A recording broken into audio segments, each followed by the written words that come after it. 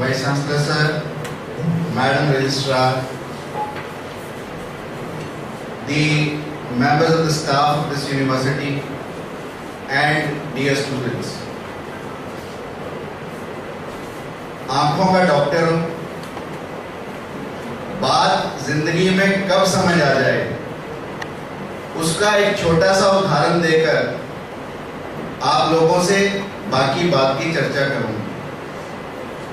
You see, normally the people they come to me as patients, they come with two spectacles. Most of the times, either one or two. One day a person came to me and he was carrying 3 spectacles. I said 2 I can understand. One for looking at a distant object, second for looking at a near object, but I cannot understand the purpose of the third one. तो उसने मुझे कहा doctor साहब देखो, पहला दूर देखने के लिए, दूसरा नजदीक देखने के लिए और तीसरा इन दोनों को ढूंढने के लिए. मैंने कहा कि जब तू 3 रखे है तो एक बात मेरी भी मान ले. उसने कहा अब तक तो आप 3 से तंग थे, अब आप और कौन सी बात मेरे से मनवाना चाहते हैं. मैंने कहा जब तू 3 रखता है तो तू चौथा और रख. उसने कहा अब चौथा किस लिए. तो मैंने कहा देख, तूने 3 चश्मे रखे सारी दुनिया को देखने के लिए बाहर से, पर कभी तूने ये भी सोचा कि मैं अपने अंदर देखूं, मैं अपने अंदर झांकूं. तो इस अंदर झांकने के लिए, अंदर देखने के लिए इस चौथे चश्मे की आवश्यकता. And that precisely is the crux of my talk कि हम अपने अंदर कब और कैसे झांकें और किस तरह से झांकें, और स्वामी विवेकानंद का जीवन हमें उस अंदर झांकने में कैसे मदद कर सकता है. This is precisely the crux of my talk with you. As Vice Chancellor Sir said, Vivekanand ji had a life of only 39 years. But I feel he continues to live amongst all of us by way of his teachings, by way of what he has given to the whole world. You see, I have divided my presentation into various topics. Depends upon you how much you want to listen. But I have categorized it as A, B, C, D along. So the first thing I will be discussing with you is the attitude which we can learn from the life of Swami Vivekananda. You see, irony today is that the younger generation has made themselves as a package. Today we are nothing but a package. शादी के लिए भी लड़के में कोई गुण नहीं देखते. पहले देखते थे शराब पीता है, सिगरेट पीता है या नहीं पीता. आज one and only one thing which is seen is package. जब कंपनी हमें एम्प्लॉय करने आती है तो we do not look at what kind of company it is. We only look at what kind of package it is giving to us. Meaning thereby that we are not now concerned with the human qualities, but we are only concerned with the monetary gains. So what can we learn from the life of Vivekananda? Vivekananda का जीवन बड़ी कठिनाई में बीता. बचपन में of course उनके पिताजी बहुत अच्छे वकील थे, घर में बहुत कुछ था, परंतु पिता की अचानक मृत्यु के बाद घर में खाने को रोटी नहीं बची. उन दिनों उनका परमहंस के यहाँ, रामकृष्ण परमहंस जो उनके गुरु थे, उनके यहाँ आना जाना हो. तो एक दिन उनके मन में आया कि क्यों ना मैं रामकृष्ण परमहंस से एक सवाल पूछूं. उन्होंने परमहंस से पूछा कि गुरुदेव आप काली के भक्त हैं, आप कहते हैं माँ काली सब कुछ देती है, क्या माँ काली मेरे घर के भूखे लोगों का पेट भर सकती है? तो परमहंस ने कहा मुझसे क्या पूछते, पीछे माँ काली साक्षात है, जाओ दर्शन करो और मांगो। विवेकानंद वेंट इनसाइड, मां के दर्शन किए, परंतु मां से मांगा कुछ नहीं, वापस आ गए। परमहंस ने पूछा मांगा? विवेकानंद ने कहा नहीं। कहा दोबारा जा, फिर से मांग, घर में बहन भूखी है, मां भूखी है, क्यों नहीं मांगता? जा और मांग। और मां सबकी झोली भरती। विवेकानंद दोबारा गए, फिर कुछ नहीं मांगा। तीसरी बार गए और तीसरी बार जाकर मां से मांगा जरूर, परंतु मां से रोटी नहीं मांगी। मां से कहा कि हे मां, मुझे भक्ति दो, मुझे शक्ति दो, मुझे वैराग्य दो, ताकि मैं अपने देश के दीन दुखियों की सेवा कर सकूं। यह है विवेकानंद की सोच, जो भौतिकता से बिल्कुल परे। और हम यदि आज इस सोच को कंपेयर करें तो the present generation, the younger generation is only and only after money, and that is the point where Vivekananda comes into picture. You see, everything is with the thought process. जैसी हमारी सोच होगी, जैसे हमारे thought process होंगे, and it is scientific also.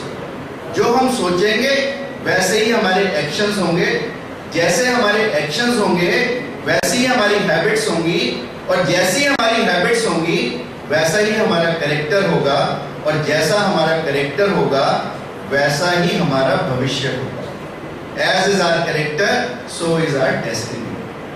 A survey was carried out for 100 blue chip companies, and they asked one single question. The single question was the reason for firing an employee. When you have employed someone and there is one single reason, why have you shunted him out? And they made a long list. Out of that long list, only incompetence was 15%. You see, that means people, because of incompetence, only 15% were shunted out. But rest 85% were shunted out because of their attitude. So that important attitude is to our life. So इसलिए अपनी सोच को बदलना जीवन में, अपनी सोच को सकारात्मक रखना, positive mental attitude is very important in life. और यदि हम अपनी सोच को सकारात्मक रख सकते हैं तो हमारा जीवन सफल भी बनेगा और सार्थक भी बनेगा। इसीलिए मैं अक्सर कहता हूं, सोच को बदलो, सितारे बदल जाएंगे। नजर को बदलो, नजारे बदल जाएंगे। कश्तियां बदलने की जरूरत नहीं है दोस्त, हवाओं को बदलो, किनारे बदल जाएंगे।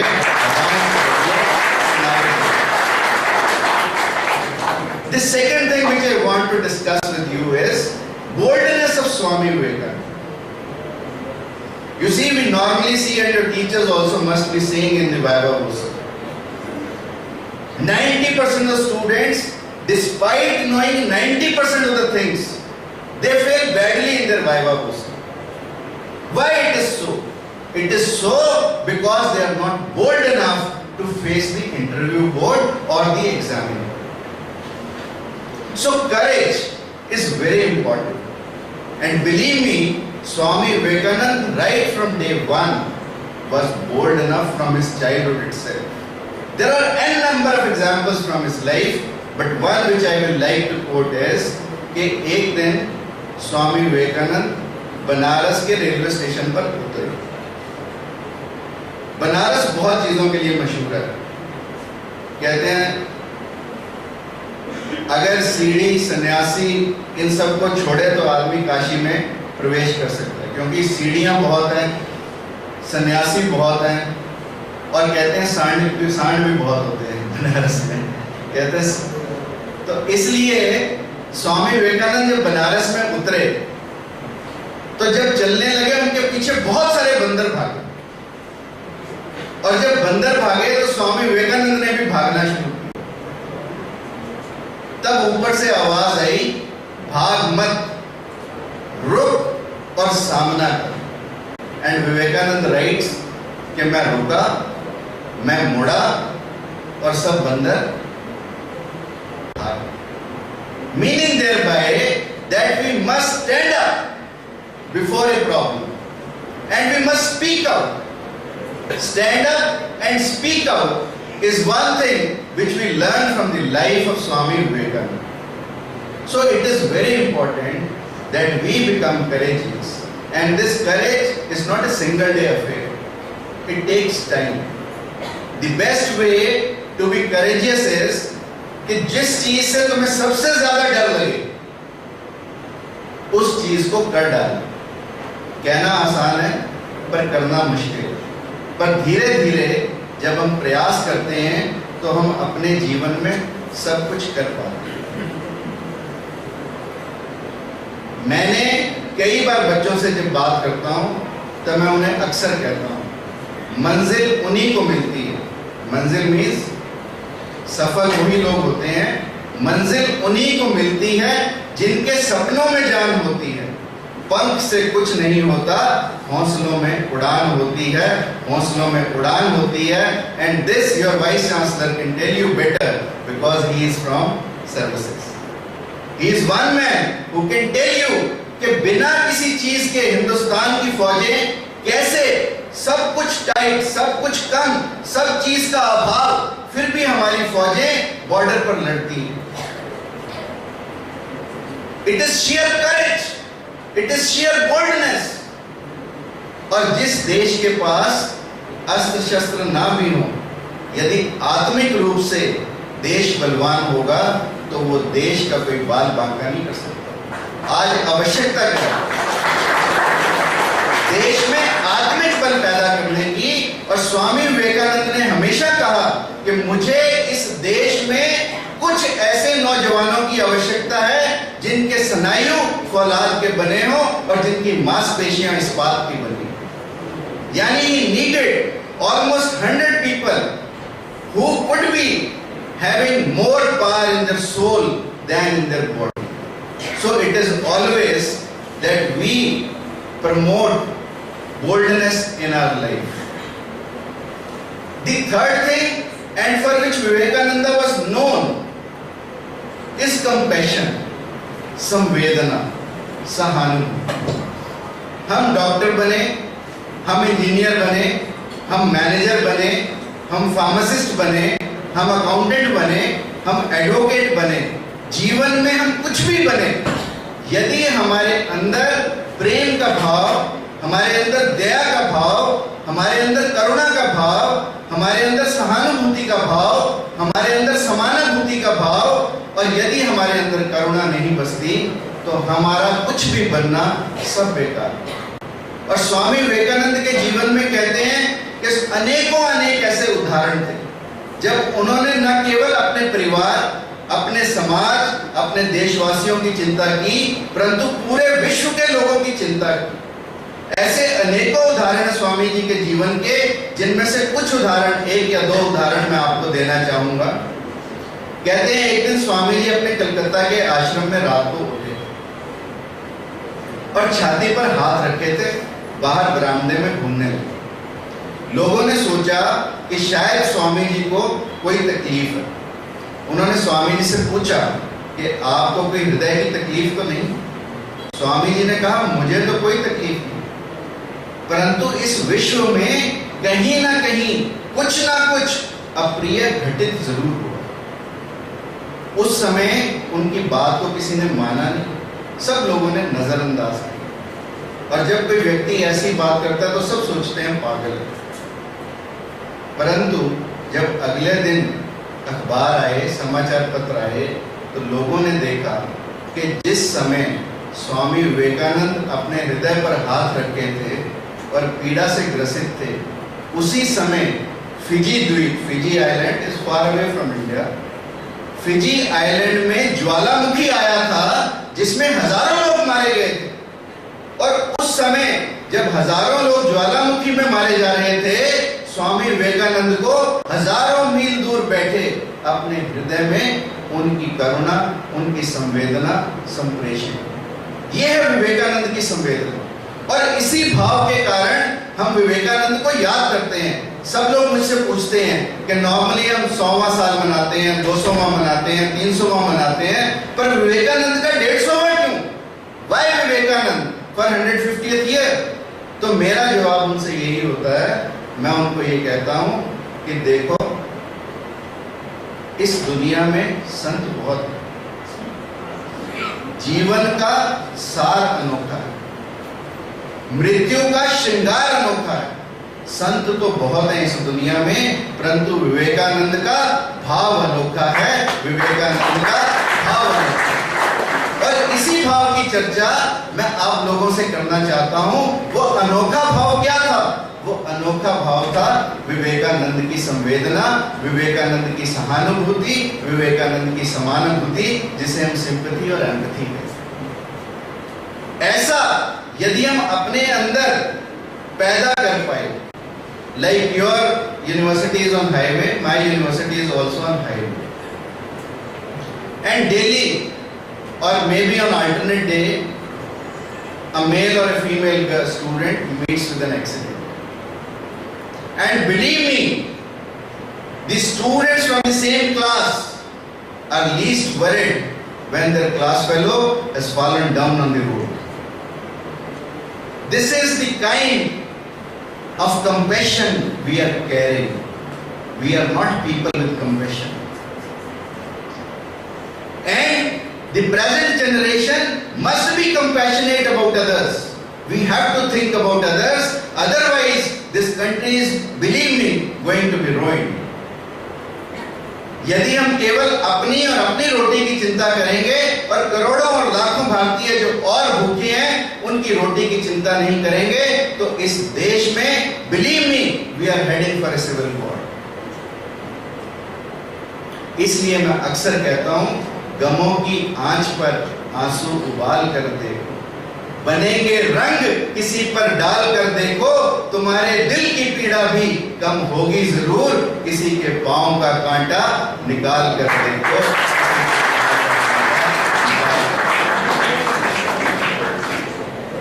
The fourth thing which I want to discuss with you is the character of Swami Vivekananda. Swami Vivekananda का चरित्र आज with the invention of internet, with the invention of television in our houses, by and large, the values, the morals, the ethics, they are going down. And we have to accept it. And we have to be bold enough to accept it. Now, what was special about character of Swami Vivekananda? You see, India में चाहे हम कितनी भी बात करें, character is going down, फिर भी अभी भी प्रोसेस है। अगर किसी लड़के को लड़की पसंद भी आ जाए, आप सुन सकते हो, now you can laugh because it is of your interest, तो भी अपने माँ बाप से बात करेंगे जाकर, फिर भी समय होगा, सगाई होगी, शादी होगी, प्रोसेस। अभी भी इंडियन सिस्टम में प्रोसेस बचा है। परंतु फॉरेन कंट्री में जब स्वामी विवेकानंद थे, तो स्वामी विवेकानंद से एक युवती ने कहा कि स्वामी जी, मैं आपसे आप जैसा बुद्धिमान बालक चाहती हूं। ना हम तो अभी तक चटमंगनी चटव्या रखी थे, और वो स्वामी विवेकानंद को कहती है, स्वामी जी मैं आपसे आपके सब बच्चे की उम्मीद करती हूँ। तो स्वामी जी 1 मिनट के लिए तो बहुत घबराए, फिर उन्होंने अपने गुरु को याद किया, और फिर स्वामी विवेकानंद ने कहा कि ठीक है। जब स्वामी जी ने कहा ठीक है, तो वो युवती भी चौंकी। स्वामी जी ने कहा ठीक है, मैं तुम्हारी गोदी में बैठ जाता हूं, और तुम मेरी माँ, मैं तुम्हें माँ पुकारता हूं, तुम मुझे बच्चा पुकारो। That is the sure way of getting a child like me. Otherwise, even if we get married, there is no guarantee that the child will be like me. So that was the character of Swami Vivekananda, and that we have to follow. And if we can follow that character, believe me, nobody can dare to say that India is a poor country, because Indian richness lies in its morals, lies in its character. और अनेकों अनेक उदाहरण स्वामी जी के जीवन के, जब स्वामी जी ने अनेकों लोगों के जीवन में परिवर्तन किया। कहते हैं जब स्वामी जी वापस आ रहे थे तो ही स्टॉप, शिप पे आते थे तो शिप रुकते थे, कायरो में रुका तो शिप से उतरकर लोग कुछ दिन घूम आते थे बाहर जाकर, फिर वापस शिप में आ जाते थे। स्वामी जी भी रुके, गए तो गलती से, क्योंकि काहिरा का पता नहीं था कौन से मोहल्ले कहां पे हैं, तो प्रोस्टिट्यूट्स के मोहल्ले में चले गए और वहां पर बैठकर, जिस बेंच पर बैठे, इंसिडेंटली वहां पर प्रोस्टिट्यूट्स ही बैठे। अब स्वामी जी को लगा कि गलत हो गया, परंतु स्वामी जी ने कहा, अहो देवियों, अपने सौंदर्य पर, अपने देवत्व को क्यों कुर्बान करते? स्वामी जी का इतना कहना था कि उन वैश्याओं का मन परिवर्तन हो गया। और जब स्वामी जी काहिरा से चले तो ही वॉज नॉट अलोन। 14 सन्यासिनी जो पहले वैश्याएं थी, वो स्वामी जी के साथ भारत चलने के लिए तैयार है। दिस इज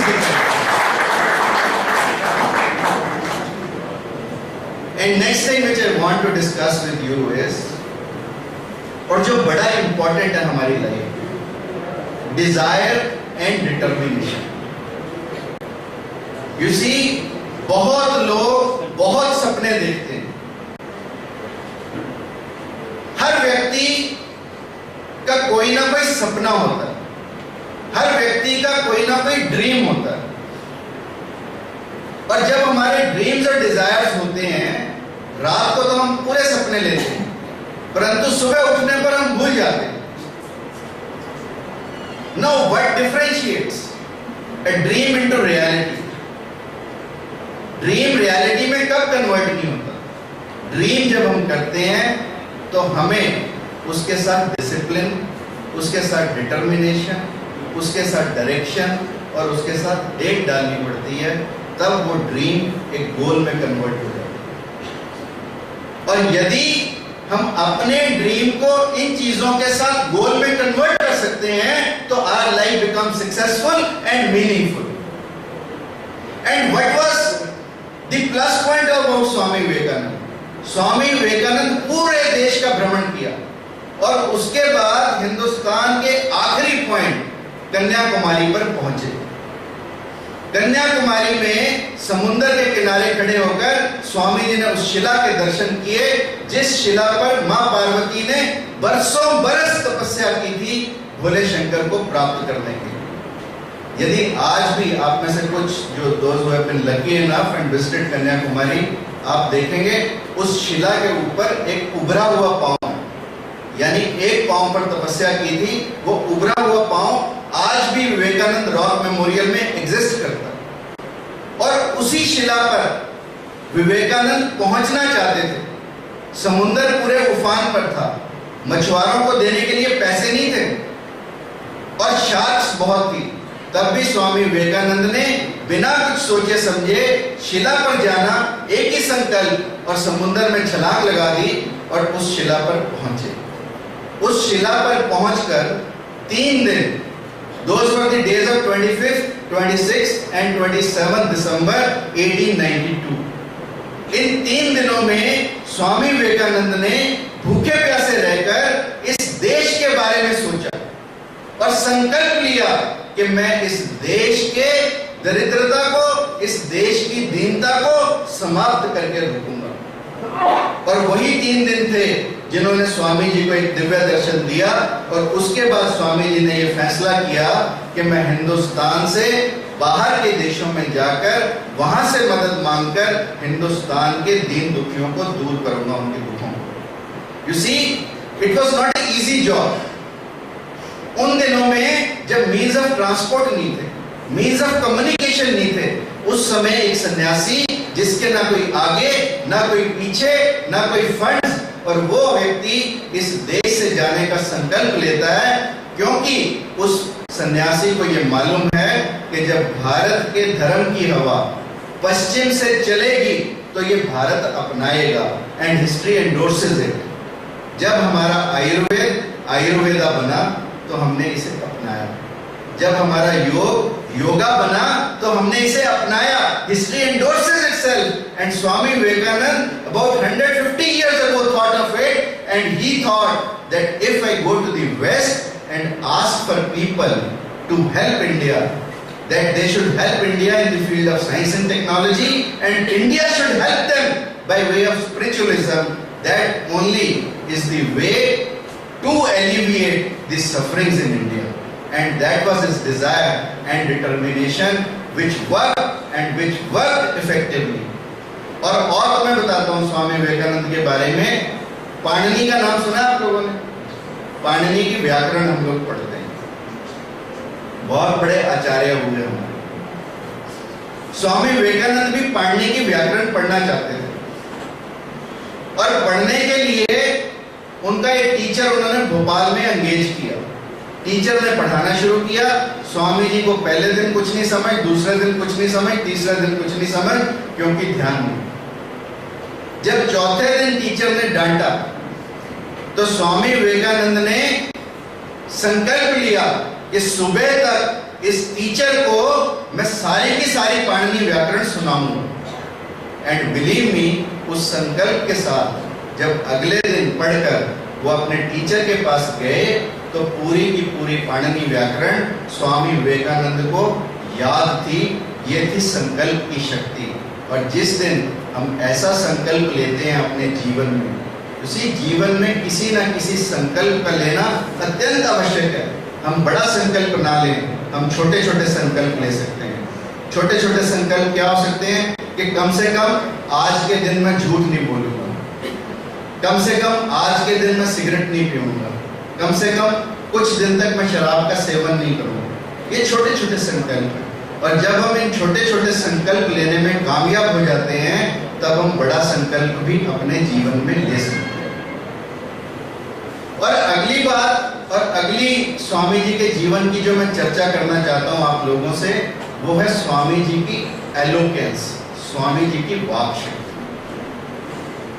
स्वामी जी जब धर्म सभा में गए, आप सब लोग जानते हैं शिकागो का धर्म सभा का सम्मेलन, जो कोलंबस की 400वीं जयंती के उपलक्ष्य में, कि 400 साल हो चुके थे अमेरिका में कोलंबस को आए, उसके उपलक्ष्य में मनाया जा रहा था. तो उसमें ऑल रिलीजियस कॉन्फ्रेंस भी ऑर्गेनाइज की गई. अब स्वामी विवेकानंद को उस धर्म सभा के सम्मेलन में बोलना था. सब लोगों ने आकर अपने भाषण दिए, लेडीज एंड जेंटलमैन. परंतु स्वामी विवेकानंद जब खड़े हुए बोलने के लिए, तो स्वामी जी ने केवल 4 शब्द कहे: मेरे अमेरिकी वासी बहनों तथा भाइयों. स्वामी जी का इतना कहना था कि 7,000 लोगों से भरा वो हॉल, सब लोग खड़े हो गए और सब ने तालियां बजाकर स्वामी जी का स्वागत किया. अब आप मुझसे पूछ सकते हैं कि ये 4 शब्द और इनके ऊपर इतनी करतल ध्वनि, ऐसा क्यों? You see, there are 2 parts to our communication. One verbal, another non-verbal. Verbal is hardly 10 to 20%. Non-verbal constitutes 70 to 80%. तो जो स्वामी विवेकानंद का निशब्द था, जो स्वामी विवेकानंद के भाव थे, और जो स्वामी विवेकानंद के अंदर करुणा थी उन्हें पुकारने की, उसने उन 7,000 लोगों को खड़ा किया. अन्यथा शब्द तो सभी लोगों ने यूज किया, परंतु शब्दों में भी जान होती है. और इसीलिए मैं कहता हूं, शब्दों में भी जान होती है. इन्हीं से दुआ, इन्हीं से अजान होती है. ये दिल की गहराई के वो मोती हैं जिससे व्यक्ति की पहचान होती है. और स्वामी विवेकानंद की पहचान शिकागो के उस 11 सितंबर के सम्मेलन से, जिसमें उन्होंने अमेरिका वासियों को अपने बहन और भाई को पुकारा और पूरे विश्व को विश्व बंधुत्व का संदेश दिया, ये थी स्वामी जी की वाक. और स्वामी जी ने लिखा, जैसा हम सबके साथ होता है, कि जब स्वामी जी को वहां होना था धर्म सभा में, तो स्वामी जी की टांगें कांप रही थी, होंठ फड़फड़ा रहे थे, आंखों में आंसू थे, and he was least confident to speak. But then he thought about his guru. He stood for a while, thought about his guru, thought about माँ सरस्वती, कैसे हमने माँ सरस्वती का वंदन किया. और उसके बाद स्वामी विवेकानंद को एक शक्ति मिली, और स्वामी विवेकानंद ने उस शक्ति से पूरे विश्व को जीता.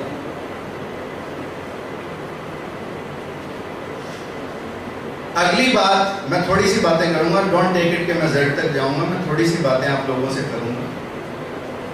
Focus in life, focus is very important. आप सोचो, जब हम छोटे होते हैं हम कुछ भी करने लगते हैं, माँ केवल एक ही शब्द का प्रयोग करती है, ध्यान से। सड़क पार करनी है तो बेटे ध्यान से करनी है, कॉलेज जाना है तो बेटे ध्यान से जाना, पढ़ना है तो बेटे ध्यान से पढ़ना। सो इंपॉर्टेंट इज ध्यान। और उसी फोकस की चर्चा स्वामी विवेकानंद ने की। स्वामी विवेकानंद ने कहा कि यदि हम अपनी ऊर्जा का केंद्रीकरण कर सकते हैं, यदि हम अपनी ऊर्जा का फोकस कर सकते हैं, तो लाइफ में ऐसा कुछ भी नहीं है जो अनअचीवेबल। और उन्होंने ये करके दिखाया। I will give you 1 or 2 examples. Like Swami Vivekananda एक दिन शिकागो के पास एक छोटे सिटी में जा रहे थे। उन्होंने देखा कुछ बच्चे निशाना लगा रहे हैं और उनका निशाना ठीक जगह पर लग नहीं रहा। तो स्वामी विवेकानंद ने वहां खड़े होकर उस नजारे को देखा और फिर मन मन मुस्कुराए। अमेरिका के बच्चे थे, उन्हें लगा कि चोगा पहने स्वामी हमारे ऊपर हंसता। उन्होंने कहा, स्वामी जी हंसना बहुत आसान है पर करना बहुत मुश्किल है, करके दिखाओ तो जाने। स्वामी विवेकानंद ने उनसे रिवॉल्वर ली और एक एक करके सातों की सातों गोलियां बिल्कुल ठीक निशान पर ली। उन बच्चों ने कहा कि जरूर तुमने कभी ना कभी रिवॉल्वर चलाना सीखा हो। स्वामी जी ने कहा कि मैंने अपने जीवन में पहली बार रिवॉल्वर हाथ में लिया। तो उन बच्चों ने कहा, ये कैसे संभव है? तो स्वामी जी ने कहा कि ये संभव है मन की एकाग्रता से, ये संभव है ब्रह्मचर्य से, ये संभव है अभ्यास से। उन बच्चों ने कहा, कहना आसान है। अमेरिका के बच्चे थे ना, माने नहीं बात। कहने लगे, ठीक है खड़े हो तुम ड्रम पे। एक ड्रम पे खड़ा किया स्वामी जी और कहा कि अब गोली हम चलाएंगे, तुम भाषण दे के दिखाओ। स्वामी जी ने ड्रम के ऊपर खड़े होकर अपना भाषण देना शुरू किया और स्वामी जी भाषण दे रहे थे, वो पीछे से बैठा लड़का गोलियां चला रहा था, परंतु स्वामी जी बिल्कुल अविचलित, as if he is not affected by the bullets. Bullets continued to be shot around him, but he was unfazed. He never moved and he finished his speech. That time, those students who were there became his disciples. वो सारे के सारे शरारती, वो सारे के सारे उदंड बालक स्वामी विवेकानंद के शिष्य बने।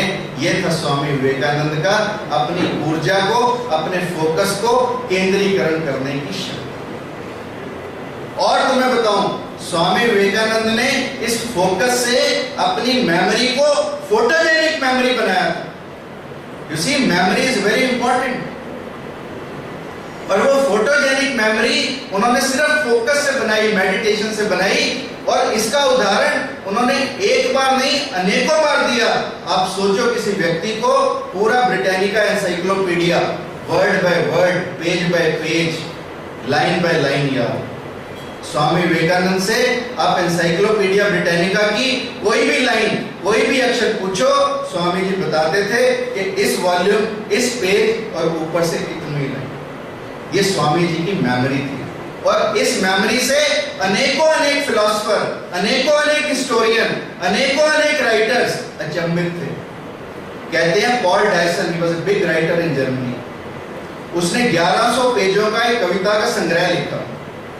और जब स्वामी जी उनसे मिलने गए तो उन्होंने प्रेम स्वरूप उन्हें भेंट किया कि स्वामी जी, मेरा ये कविता का संग्रह अभी अभी नया आया है, आप कृपया करके इसे देखो।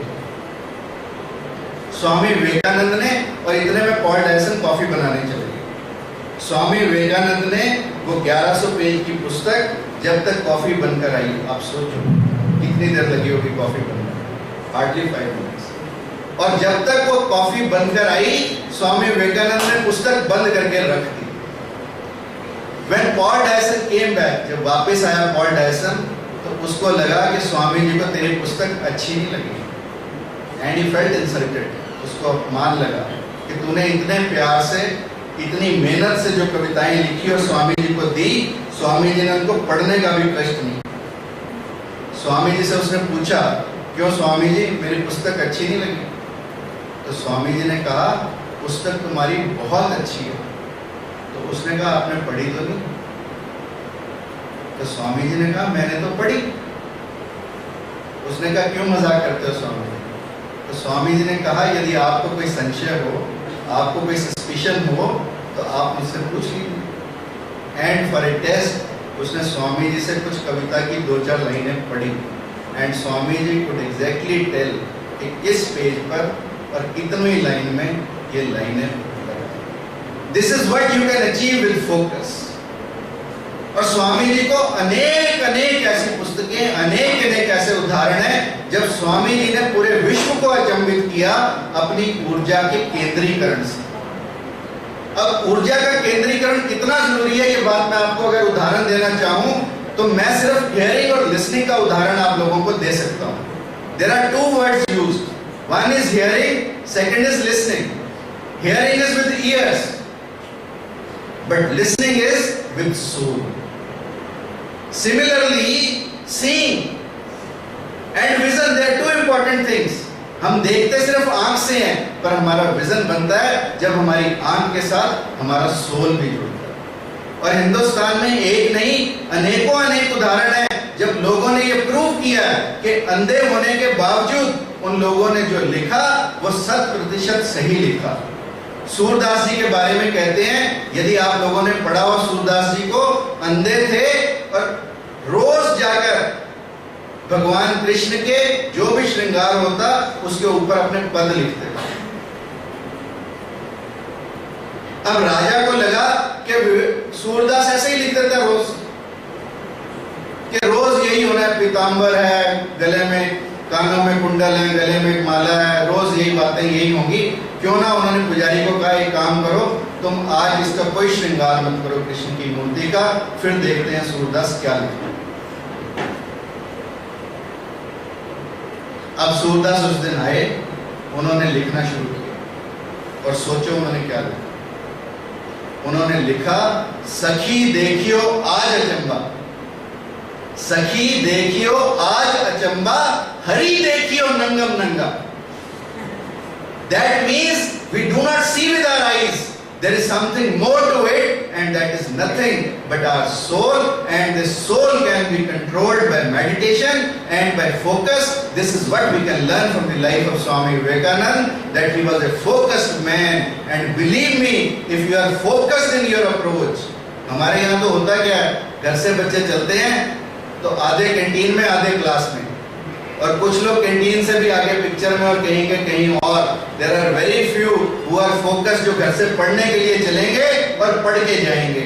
सो that kind of approach we need to have, and that only is the thing which can make us successful in our life. Goal setting, generous, I'll just pass on. Honesty, you know very well, is a very important aspect of our life. Humility is very important. हम चाहे जीवन में कुछ भी बने, यदि हम विनम्र नहीं हैं तो हम अपने जीवन में कुछ भी नहीं कर सकते। हमारे यहाँ कहा जाता है, नमन्ति फलिनो वृक्षा नमन्ति गुणिनो जना, शुष्क वृक्षाश्च मूर्खाश्च ना नमन्ति कदाचन। यानी फल वाले पेड़ झुक जाते हैं, जितने हम गुणी बने उतना यदि हम झुक सकते हैं तो हमारा जीवन सफल होता है, अन्यथा हमारा जीवन कभी सफल नहीं होता। और स्वामी विवेकानंद अत्यंत विनम्र इंसान थे, अपने आप को छोटा कहने में उन्होंने कभी शर्म महसूस नहीं की। और कहते हैं, लाहौर में अपने एक बहुत पुराने मित्र मोतीलाल को मिले। उस समय तक मोतीलाल ग्रेट इंडियन सर्कस, उन दिनों में तो सर्कस होती ही एक आती थी, ग्रेट इंडियन सर्कस का मालिक बन चुका था, बहुत रईस आदमी था। जब विवेकानंद से मिले तो विवेकानंद भी तब तक बहुत मशहूर हो चुके थे। अब दोनों को समझ में ना आए कि क्या कहें एक दूसरे को, तो मोतीलाल ने पूछा कि स्वामी जी, अब आप इतने बड़े हो गए, मैं आपको किस नाम से पुकारूं? तो स्वामी जी ने कहा कि तू मेरा मोती, मैं तेरा नरेंद्र। कि तू मेरे लिए वही मोती है, मैं तेरे लिए वही नरेंद्र हूँ। ऐसी विनम्रता यदि हम अपने अंदर पैदा कर पाएं तो शायद हमारे जीवन को, स्वामी जी के जीवन को हम सच्ची श्रद्धांजलि दे पाएंगे। इनिशिएटिव मीन्स रेल का इंजन कौन बने, कौन इनिशिएटिव ले, that is very important. And Swami ji was one man who was a man full of initiative, a person who believed in doing new things and always took the initiative.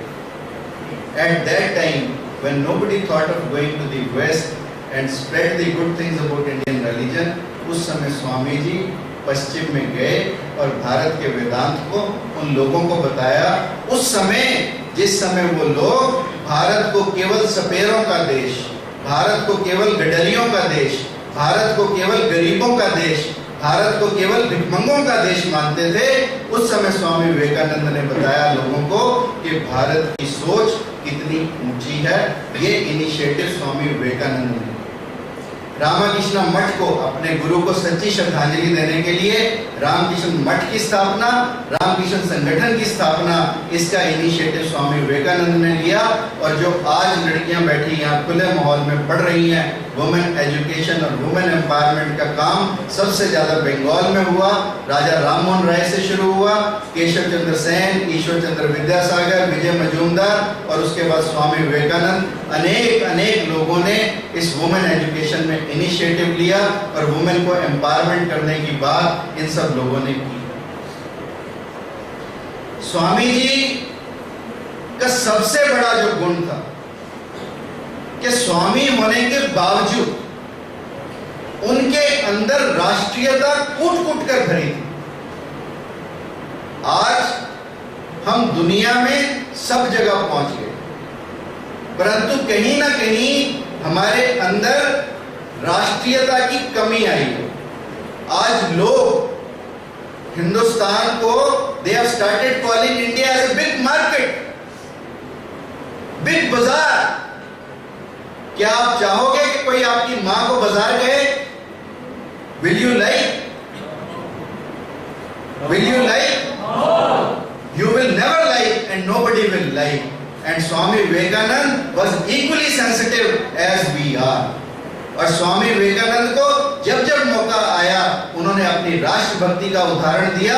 कहते हैं स्वामी विवेकानंद जब चोगा पहनकर America में गए तो लोगों ने उनका मजाक उड़ाया कि कैसी ड्रेस का व्यक्ति, कैसा मानव शिकागो की सड़कों पर घूम रहा है। और छोटे छोटे बच्चे उनके पीछे भागते थे स्वामी जी के, उनका मजाक उड़ाते हुए। तो जो वहां के लोग थे, जो स्वामी जी के मित्र मंडली थी, जो स्वामी जी को जानने लगे थे, उन्होंने कहा स्वामी जी आप अपने परिधान क्यों नहीं बदल लेते, जैसा देश वैसा भेष, क्यों ये चोगा पहने घूमे, आप भी अमेरिका की ड्रेस डालो। उन्होंने, स्वामी जी को भी बात ठीक लगी, स्वामी जी ने भी एक लंबा कोट सिलवाया, पैंट सिलवाई और डालकर अगले दिन फंक्शन में पहुंच गए। अब लोगों ने देखा कि स्वामी जी लंबा कोट, ओवरकोट डाले हैं, पैंट डाले हैं, पर सिर पर उन्होंने हिंदुस्तान वाला साफा लगाया, हैट नहीं डाला। लोगों ने पूछा जब स्वामी जी आपने सारा परिधान बदल लिया था तो हैट लगाने में क्या दिक्कत थी? तो स्वामी विवेकानंद ने कहा कि मस्तक पर तो मेरा हिंदुस्तान रहेगा, मस्तक पर तो मेरा हिंदुस्तान रहेगा। ये है स्वामी विवेकानंद की राष्ट्रीयता। किसी और औरत ने पूछ लिया स्वामी जी आपने अमेरिका जूते क्यों डाले अमरीका? तो स्वामी जी ने कहा जिसकी जो जगह थी मैंने उसे भेजा।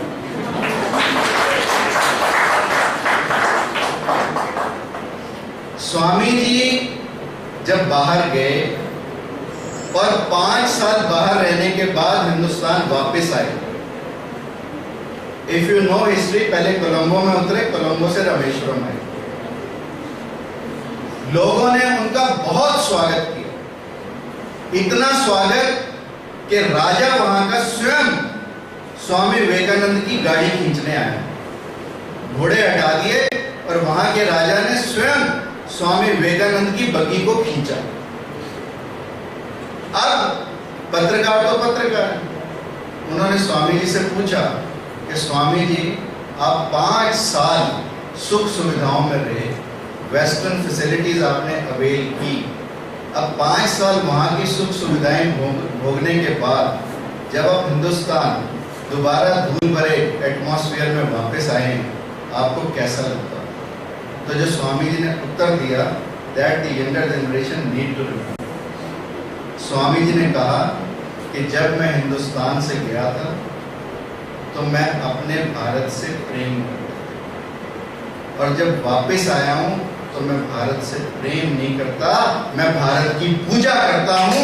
मेरे लिए भारत का एक एक कण पूजनीय है। ये थे स्वामी विवेकानंद के उत्तर कि भारत के कण कण को पूजा करना। और हमारे यहाँ तो पुष्प ने भी, अगर फूलों का भी आप इतिहास पढ़ो तो फूल क्या कहता है? चाहा नहीं मैं सुरबाला के गहनों में गूथा जाऊं, चाहा नहीं मैं देवों के सरजड़ भाग्य पर इठलाऊं, मुझे तोड़ लेना वनमाली, उस पथ पर तुम देना फेंक, मातृभूमि को शीश कटाने जिस पथ जाते वीर अनेक, जिस पथ जाते। यहाँ के पक्षियों में भी राष्ट्रीयता कूट कूट कर भरी है, बट आयरनी है कि पक्षियों में राष्ट्रीयता होने के बावजूद आज का युवा वर्ग कहीं ना कहीं राष्ट्रीयता से दूर जा रहा है। एक छोटा सा इंसिडेंट जो हम क्लास 3 या क्लास 4 में पढ़ते थे, छोटी सी कविता थी कि एक यात्री जा रहा है, उसने देखा पेड़ पर आग लगी है और पक्षी जल रहे हैं उस पेड़ के साथ। तो यात्री ने कहा, आग लगी इस वृक्ष को, झरझर गीते पात, ए पक्षियों उड़ क्यों नहीं जाते, पंख तुम्हारे साथ। तो पक्षियों ने जो जवाब दिया वो सुनने लायक है, अपनाने लायक है। पक्षियों ने कहा, फल खाए इस वृक्ष के, फल खाए इस वृक्ष के, गंदे कीने पात, धर्म हमारा यही है, मरे इसी के साथ, धर्म हमारा यही है, मरे इसी के साथ। तो जिस देश की भूमि पर, जिस मातृभूमि पर हम पैदा हुए, बड़े हुए, जिसने हमें पढ़ा लिखा कर इस लायक बनाया कि हम आपस में एक दूसरे से बात कर सकते हैं, अपने विचारों का आदान प्रदान कर सकते हैं, उस मातृभूमि को जब कोई बाजार कहने लगता है तो मुझे पीड़ा होने लगती है, मुझे चिंता होने लगती है। और उस समय यदि हम विवेकानंद जी की सोच को अपनाएंगे तो हम निश्चित तौर पर अपने जीवन को बदल पाएंगे, हमारे जीवन के अंदर क्रांति हो। और एक बात और जो मैं आपको चर्चा करना चाहता हूं, जो केवल और केवल ध्यान और ऊर्जा के केंद्रीकरण से संभव है, वो है व्यक्तिगत ज्ञान। ज्ञान वो नहीं जो हम किताबों से पढ़ते हैं। स्वामी विवेकानंद ने कहा कि तथ्यों का संकलन शिक्षा नहीं। स्वामी विवेकानंद ने कहा कि डिग्रीधारी युवकों की इस देश को आवश्यकता नहीं। स्वामी विवेकानंद ने कहा कि यदि मुझे पुनः शिक्षा प्राप्त करनी हो, हालांकि उन्होंने बीए किया, स्वामी विवेकानंद ने कहा कि यदि मुझे पुनः शिक्षा प्राप्त करनी हो तो मैं केवल और केवल एक ही शिक्षा प्राप्त करूं, वो है मन की एकाग्रता। और यदि हम अपने मन को एकाग्र करके कुछ भी चीज का ज्ञान करें, you see there are two ways to life, one is learning and second is unlearning.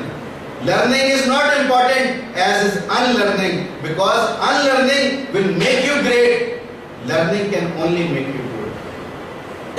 So you need to differentiate कि तुमने जीविका अपनानी है या अपना जीवन बनाना है। यदि जीविका बनानी है तो जो रूटीन डिग्री हम कर रहे हैं that is fair enough, but यदि हम अपना जीवन बनाना चाहते हैं तो हमें स्वामी जी के बताए मार्ग पर चलना होगा, जिस मार्ग पर चलकर हम भी त्रिकालदर्शी बन सकते हैं, हम भी ऐसी घटनाओं के बारे में विवेचना कर सकते हैं जिसकी स्वामी विवेकानंद ने 1897 में स्वामी विवेकानंद ने कहा कि अप्रत्याशित घटनाओं और स्थितियों के बावजूद 50 वर्ष के अंदर हिंदुस्तान आजाद होगा। 1897 में कोई व्यक्ति सोच भी नहीं सकता था। 1857 की हमारी क्रांति फेल हो चुकी थी, 57 से 97 तक हमने कुछ किया नहीं था। 97 में जब विवेकानंद ने कहा कि 50 साल में हिंदुस्तान आजाद हो जाएगा तो किसी ने सोचा भी नहीं था। परंतु स्वामी विवेकानंद ने कहा, और इतिहास इस बात का साक्षी बना, add 50 to 1897, but it becomes 1947 and we became free in 1947. Swami Vivekananda ने और बातें कही। स्वामी जी ने कहा कि हिंदुस्तान आजाद होने के बाद पूर्ण रूप से भौतिकता में जाएगा, और हिंदुस्तान जा रहा है। और स्वामी जी ने कहा कि अमेरिका हिंदुस्तान से पहले आध्यात्मिक होगा, and America, you will not believe, हमारे वेदों के जानने के लिए, वेदों को ट्रांसलेट करने के लिए 17,000 करोड़ डॉलर का बजट है अमेरिका का। Not a joke. जब अमेरिका जैसा देश अंत में वेदों का ज्ञान पाना चाहता है, तो हम वेदों की भूमि पर पैदा हुए हैं, हम वेदों का ज्ञान क्यों नहीं पाना चाहते? And Swami Vivekananda said further, in 1897 he said, the first labor revolution will occur in Russia. That time nobody thought of, because the generator of labor revolution, Karl Marx, lived in Germany, and everybody thought that first labor revolution will occur in Germany. But history bears testimony to it that in 1912 Lenin took over, Tsar was finished. So the first labor revolution, as per Swamiji's, he said earlier, it occurred in 1912 in Russia. And Swamiji has further said one thing, कि 150 सालों में भारत अपने पुनः पूर्ण वैभव को प्राप्त होगा, भारत पुनः सोने की चिड़िया कहलाएगा, भारत पुनः विश्व गुरु कहलाएगा। अब वो दिन दूर नहीं है जब भारत पुनः विश्व गुरु। इसी आशा को लेकर और स्वामी जी की इसी भविष्यवाणी को लेकर हम लोग स्वामी जी का 150वीं वर्षगांठ मना रहे हैं, और उस सब में आप सब ने पूरी भागीदारी अपनाई, सब ने बढ़ चढ़कर हिस्सा लिया। बड़ा खुशी का विषय है कि Faridabad, I recently went to Kanyakumari for a national conference where the heads of all the states were called, and Faridabad stood second after Jaipur. Jaipur had 47,000 people who ran for Swami Vivekanand Bharat Jago Dod ke liye, and Faridabad had 12,000. So congratulations to all.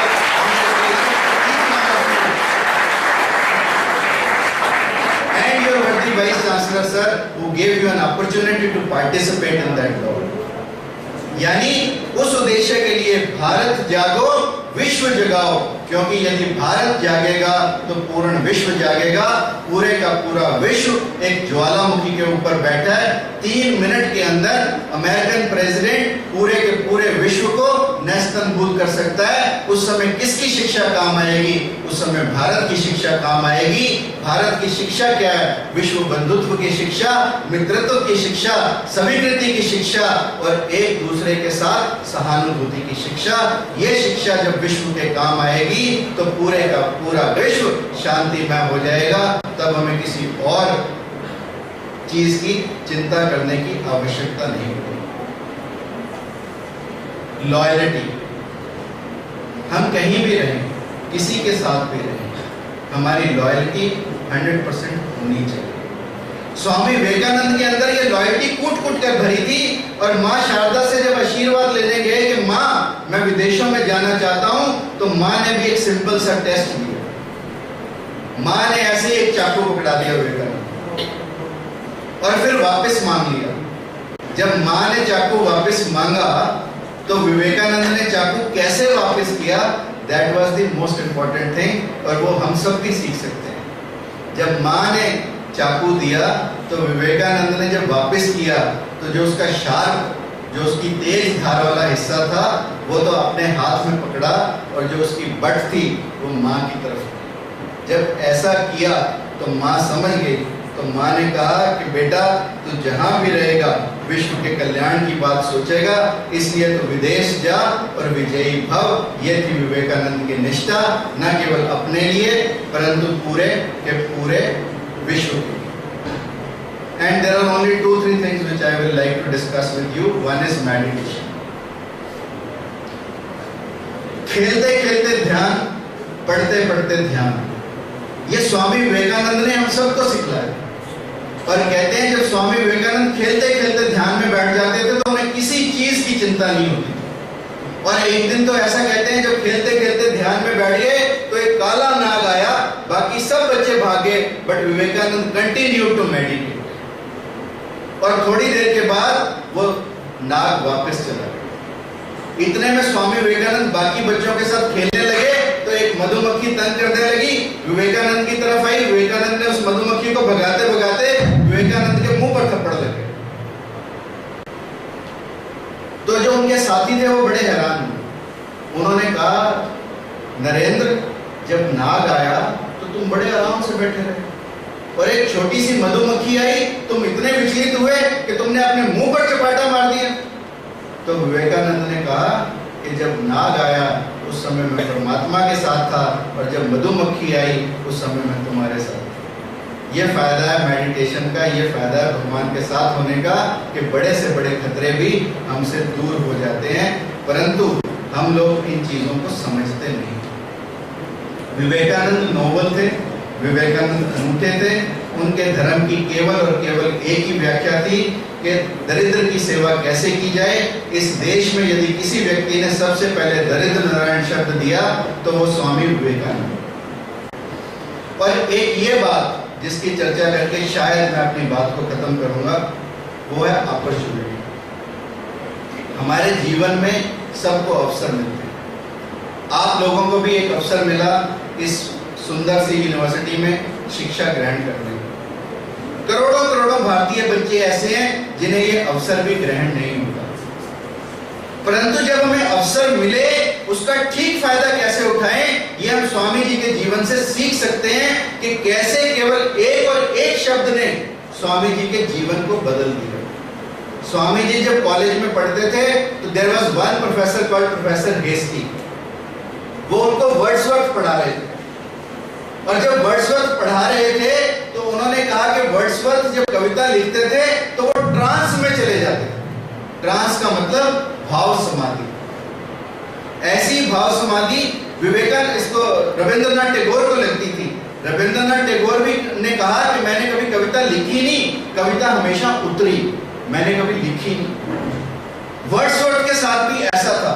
Wordsworth को कविता उतरती थी, इसलिए Wordsworth के बारे में professor hasty ने बताया कि ट्रांस जब उन्हें लगता था तो कविता उतरती थी, तब वो लिख देते थे।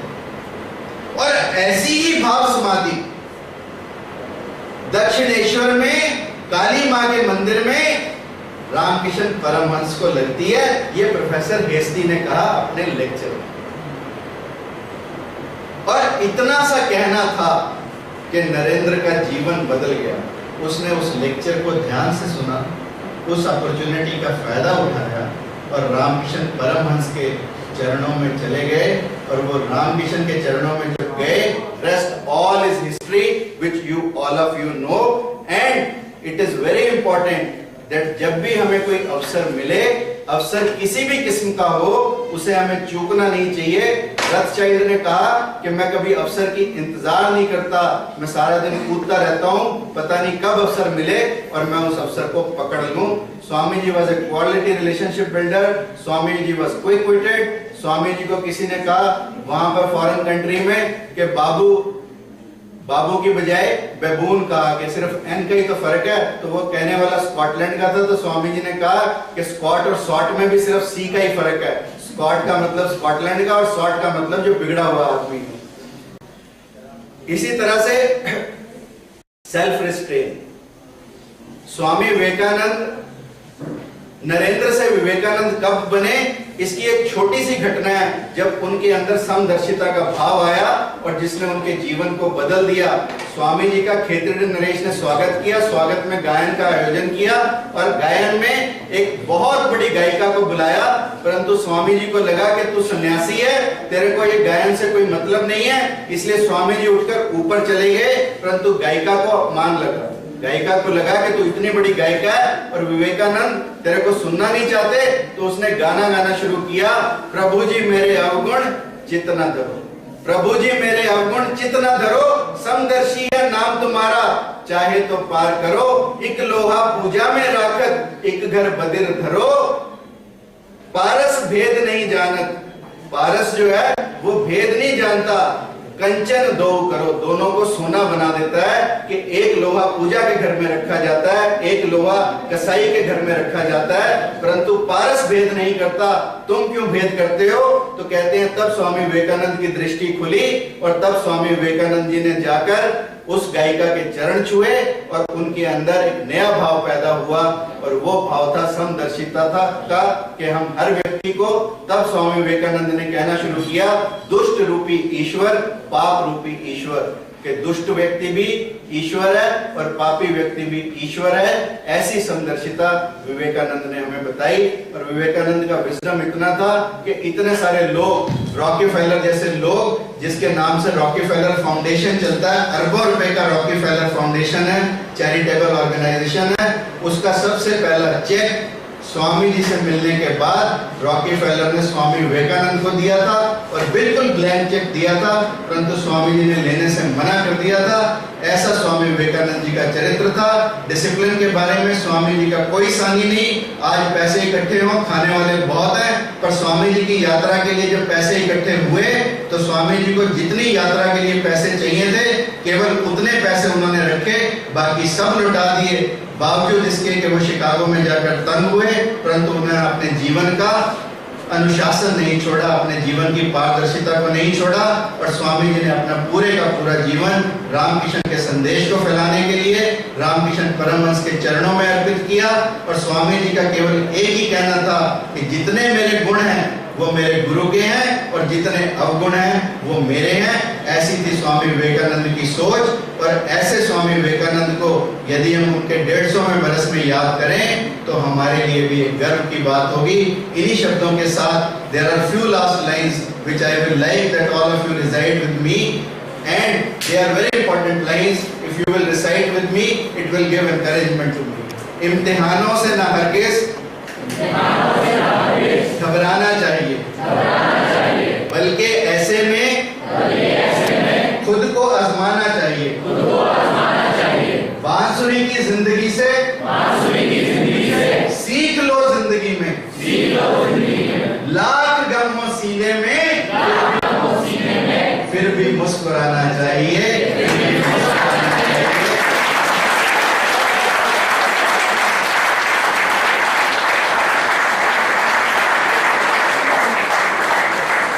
इन्हीं शब्दों के साथ आप सब ने मुझे इतने प्यार से सुना, इतना सम्मान दिया।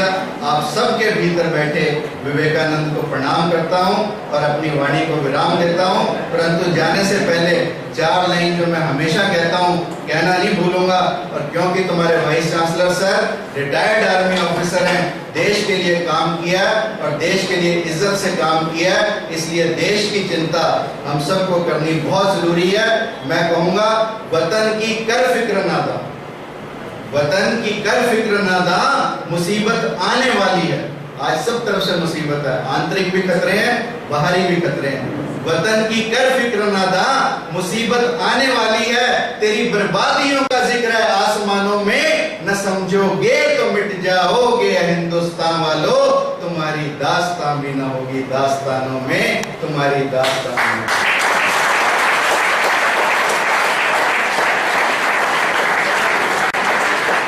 Thank you, Vice Chancellor sir, for adding one more color to YMCA, that you have today dedicated one seminar room to Swami Vivekanand called Swami Vivekanand Sabhagar. We are all grateful to you. We are all thankful to you for such a vision and such a visionary under whose leadership you all are working. You are all blessed. Thank you very much.